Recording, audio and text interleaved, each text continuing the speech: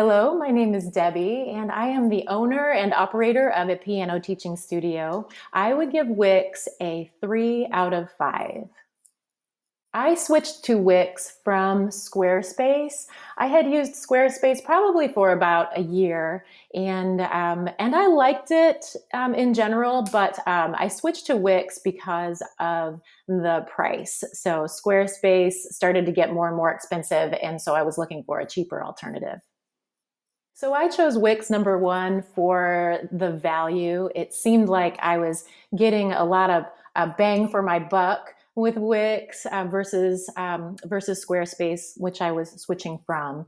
I also chose Wix because it was touted as a drag and drop website builder, and I'm a piano teacher. I don't want to spend a whole lot of time trying to figure out code or anything complicated like that. So Wix is something I chose just so that I could pretty easily build my website and then move on with other things that I needed to do for my business. So I was surprised that there was, for something that was supposed to be really easy to use, Wix had me working a little bit, trying to figure out how to use it. So there was a bit of a learning curve. I'm I'm not the most tech savvy person, but I certainly am not shy about tech in the slightest. So I'm used to jumping right in, figuring things out. So I was surprised that it wasn't as easy as I expected to get everything up and running. It did take a bit longer to build my website than I anticipated. So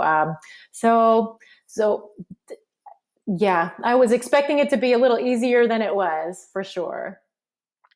So the one thing that I didn't realize would be probably a huge deal with Wix is that it doesn't automatically optimize my site for mobile, and I didn't think that would be a big deal because I thought it would be pretty easy to just make a few tweaks and then it would look great on mobile. And it turns out that was not the case. And it wasn't just a few tweaks. It felt like kind of a major redesign with very few customization options for mobile.